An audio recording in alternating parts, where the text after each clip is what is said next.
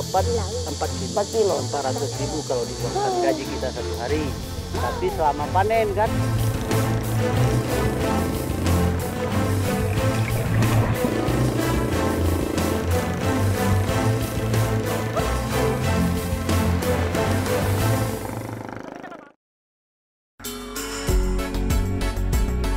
Indonesiaku mengunjungi salah satu pulau paling barat Nusantara, Pulau Simelu.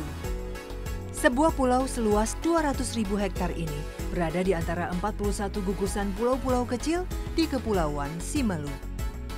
Jaraknya 105 mil sebelah selatan daratan Aceh. Selain dijuluki Pulau Kelapa, pohon cengkeh juga berdiri rindang menghiasi setiap bukit di Simelu. Tahun 70-an, Simelu dikenal sebagai penghasil cengkeh terbesar di Provinsi Aceh. Saat itu, harga cengkeh di Simelu menyerupai harga emas. Pembangunan pabrik rokok kretek di Pulau Jawa membuat warga Simelu gencar menanam pohon yang sempat dijuluki emas coklat ini. Namun tahun 90-an, harga cengkeh anjlok dan tidak lagi menjadi harapan. Drastisnya penurunan harga membuat petani enggan naik turun gunung lagi. Tanaman andalan pun ditelantarkan bersama hutan belantara. Menyusuri hamparan perbukitan di Pulau Simelu, perhatian saya tertuju pada kegiatan warga lokal yang unik di dalam gua. Seperti yang akan dilakukan Iden dan Suryadi. Sebelumnya, kami harus berjalan terlebih dahulu untuk sampai di mulut gua. 1 kilometer perjalanan harus ditempuh dengan mendaki di perbukitan kapur ini. Jalan menanjak di kemiringan 45 derajat sedikit demi sedikit menghapus stamina di dalam tubuh. Ditambah jalan tanah licin sisa hujan membuat langkah kaki sedikit sulit dikontrol. Mendekati mulut gua, Iden dan Suryadi mulai menyiapkan peralatan. Alatnya sangat sederhana, hanya beberapa bilah bambu yang ditemukan saat di perjalanan. Pemirsa, jika membahas tentang hasil alam andalannya dari Pulau Simelu, biasanya yang paling banyak didapat dari sini adalah cengkeh dan juga hasil lautnya seperti lobster. Tapi ada juga masyarakat yang biasa datang ke gua seperti ini untuk mengambil hasil alamnya. Yang akan kita lakukan sekarang ini yaitu mengambil sarang walet. Ada di dalam sini, sekarang kita mau siap-siap dulu, mau ke dalam. Nanti kita lihat proses pengambilannya seperti apa. Dari pintu gua setinggi 1 meter, kami memulai perjalanan. Pelan-pelan kaki melangkah ke dalam lubang gua yang tingginya hanya 1 meter. Hawa dingin pun menyergap. Baru berjalan beberapa meter saja, kami harus berjongkok dan merayap.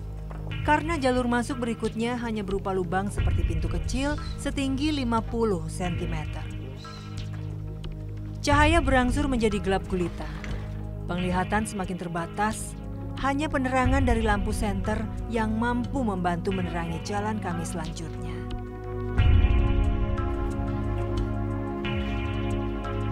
Ruangan besar dalam gua ini lengkap dengan hiasan stalaktit besar yang berbentuk serupa dengan tetesan air hujan. Sungguh pemandangan yang sangat menakjubkan, namun sekaligus menakutkan. Semakin jauh berjalan ke dalam gua, rasa khawatir dan takut menghujani pikiran saya. Hujan yang mengguyur pagi tadi mengakibatkan air di dalam gua terus mengalir. Untungnya, ketinggian air hanya setinggi mata kaki.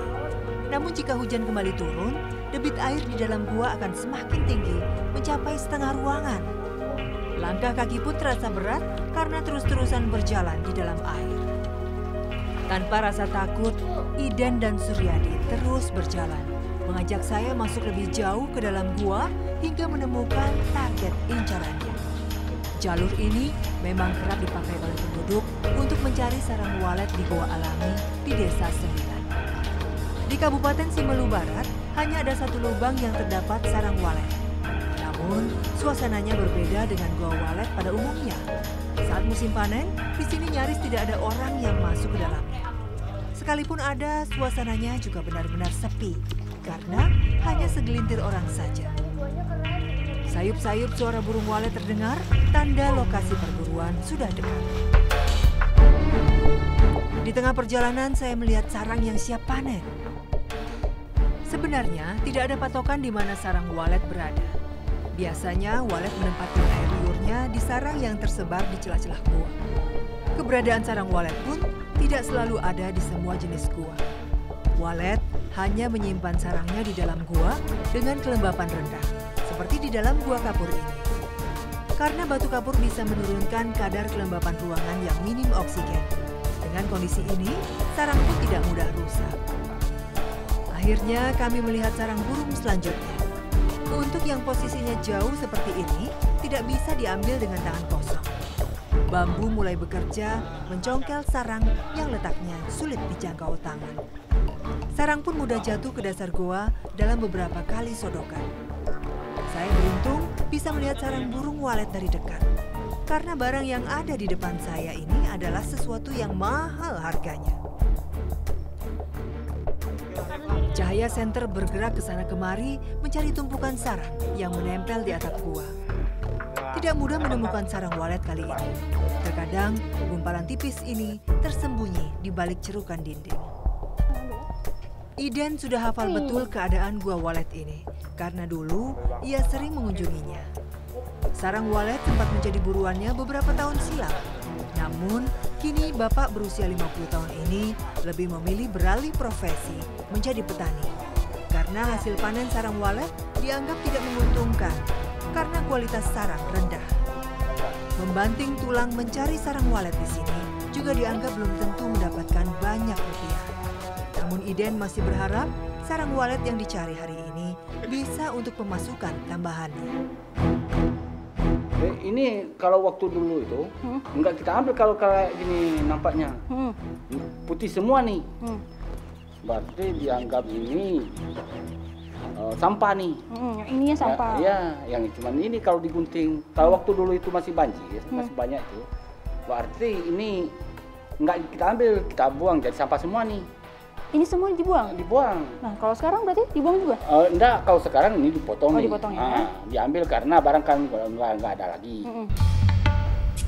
Sarang burung walet sempat menjadi emas bagi warga desa 9 puluhan tahun silam. Sarang ini termasuk komoditi berharga. Karena di pasaran bebas, harga per kilogramnya bisa mencapai jutaan rupiah.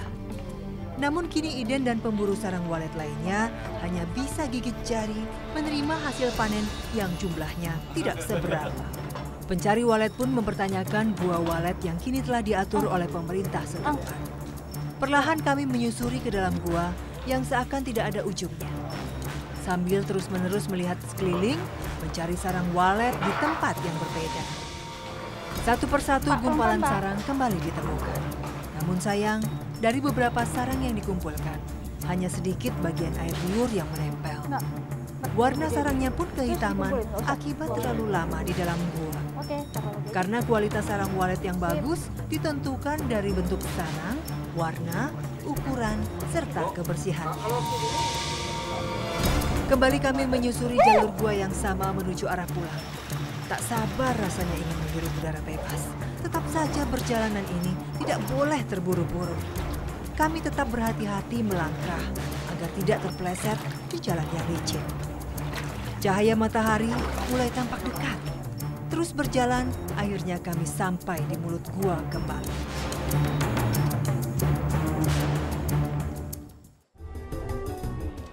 Terus kalau udah kayak gini dijual dapat berapa nih kalau gini, Pak?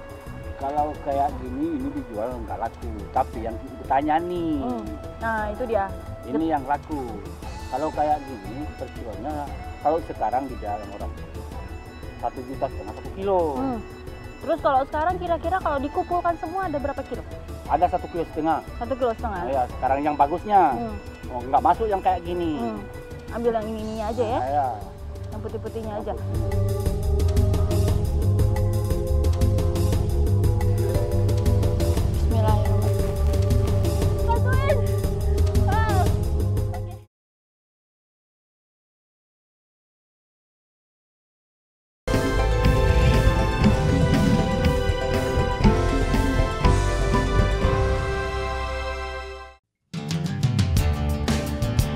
Kami menuju salah satu sentra cengkeh di Pulau Simelu.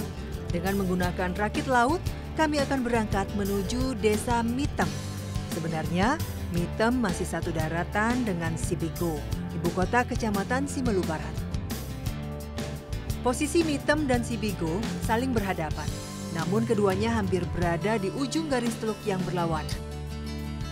Lingkar teluk sejauh 30 km membuat warga desa Mitem lebih memilih rakit laut untuk sampai ke desanya.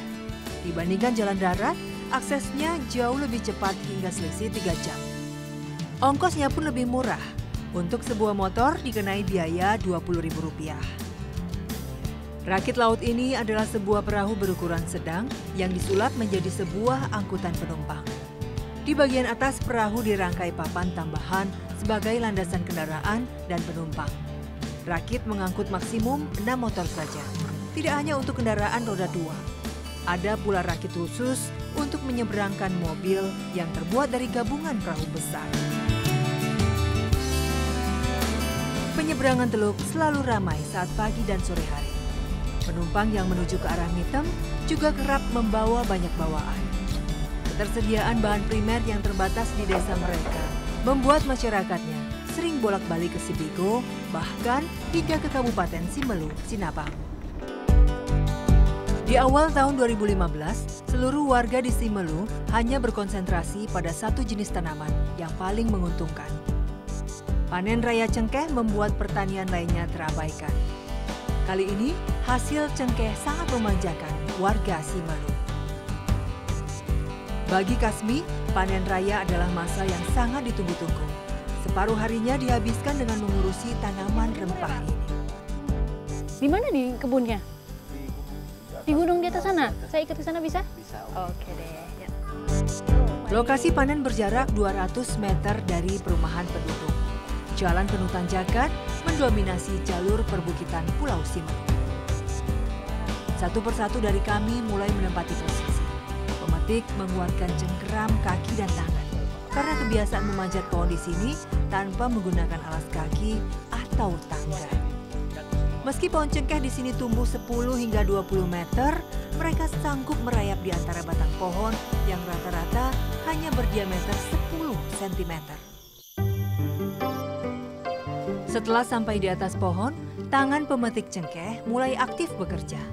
Satu persatu bunga cengkeh dipetik dari ranting teratas mengurut hingga ke bagian bawah. Hanya ranting yang dekat dengan batang pokok yang mudah diraih tangan. Bunga cengkeh pada pucuk ranting yang jauh diambil menggunakan besi panjang. Butuh waktu seminggu lebih untuk memanen satu pohon cengkeh. Saat musim panen raya seperti ini, petani cengkeh tidak perlu sulit-sulit mencari pohon yang akan dipanen karena bunga tersebar merata. Harga jual cengkeh yang menguntungkan membuat semua petani berlomba memanen cengkehnya. Tidak hanya kaum muda, Satimah yang sudah berusia 50 tahun ini pun berharap sangat banyak dari tanaman cengkeh yang ia miliki. Ratusan batang pohon cengkeh hasil tanam bersama suaminya bisa memenuhi kebutuhan hidup selama berbulan-bulan ke depan. Untuk biaya sekolah anaknya pun tak lagi jadi soal.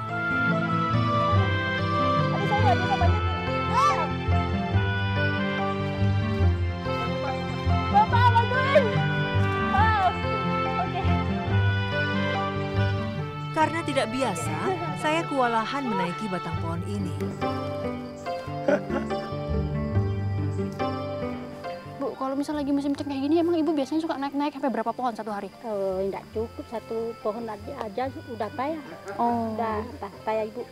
Paling-paling setengah uncang tuh, setengah karung. Dalam satu pohon ya, satu pohon aja cukup. Bismillahirrahmanirrahim. Di usianya yang tidak lagi muda, sebenarnya Satimah bisa saja mempekerjakan orang untuk memanen pohon-pohon cengkehnya. Namun ia memperhitungkan ongkos kerja. Upah pemetik cengkeh serabutan di sini berkali-kali lipat dibandingkan dengan upah pekerja pertanian lainnya. Setiap pekerja mendapat bayaran separuh dari harga jual cengkeh kering. Staminanya yang tidak lagi sekuat dulu bukan menjadi halangan bagi Satimah. 1 kilo sekarang berapa, Pak? 1 kilo 100 kalau kita jual ke kampung. Tapi kalau kita bawa ke Sinabang, mencapai 110 sampai dengan 115 atau kalau pasaran sekarang, pasaran di kampung 100.000 per kilo. 100.000 ya? 100.000 dikali satu hari 8 kilo. 8 kilo. Wow, 800.000. Orang yang kuat manjat cengkeh, tapi kalau yang misalnya kurang kuat, berarti diratahkan rata-rata 10 bambu per hari. Rata-rata per orang kan? Rata-rata. 10 bambu berarti berapa kilo? 10 bambu berarti dapat 4 kilo. 4 kilo. 400.000 kalau diuangkan gaji kita satu hari. Harga cengkeh di Simelu disesuaikan dengan permintaan pasar. Tidak terkecuali cengkeh yang keringnya tidak sempurna. Inilah kendala yang dihadapi petani cengkeh di sini. Harga jual tinggi hanya berlaku untuk cengkeh kering yang berwarna coklat kehitaman. Namun untuk mendapatkan cengkeh tanpa kadar air seperti ini, butuh proses yang tidak mudah. Cengkeh harus dijemur di bawah sinar matahari langsung. Panen raya pada saat curah hujan tinggi membuat petani kewalahan. Bunga rempah-rempah ini menjadi sulit kering. Sekalinya kering, tetap saja lembab. Warna coklatnya pun bercampur guratan putih akibat berjamur. Harga jualnya yang mencapai 115.000 untuk 1 kilogram turun hingga lebih dari 50%. Standar mutu cengkeh juga ditentukan dari ukuran, aroma, kadar atsiri pada tiap-tiap bunga keringnya. Cengkeh telah menjadi satu dari 15 komoditi andalan Indonesia yang banyak diburu oleh pasar internasional. Pada tahun 2008, Indonesia tercatat gudang cengkeh dengan kapasitas produksi mencapai 92.000 ton per tahun. Angka ini jauh di atas negara tropis penghasil cengkeh kedua dunia, yakni Madagaskar, yang hanya 1/4 dari total produksi cengkeh Indonesia, yakni sebesar 23.000 ton per tahun.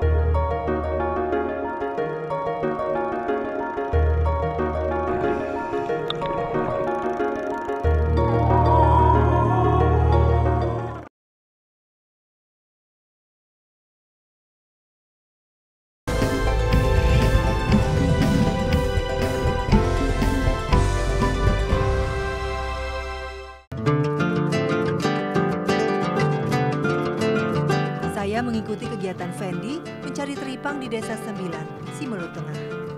Lokasi perburuan timun laut kali ini ke arah timur Pulau Simelu.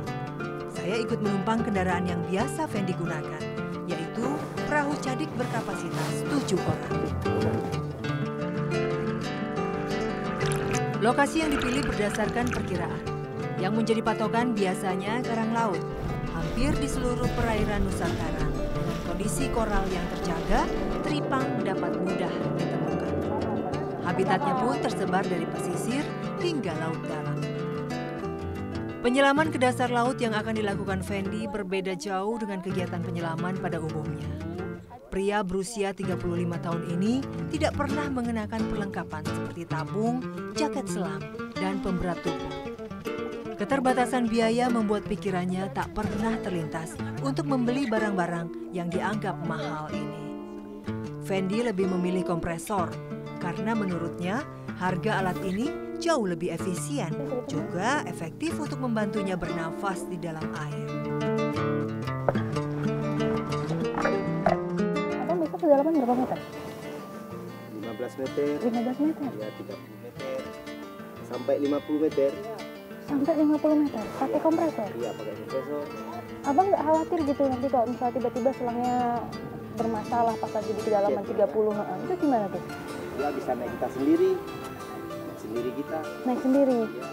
Pernah nggak bermasalah, Bang? Udah pernah itu. Terus gimana? Udah 3 kali mencet selangnya itu. Naik sendiri, udah minum air sedikit kan nggak apa-apa itu kalau udah naik udah ke atas bernafas kita sembuh terus deh. Oh gitu.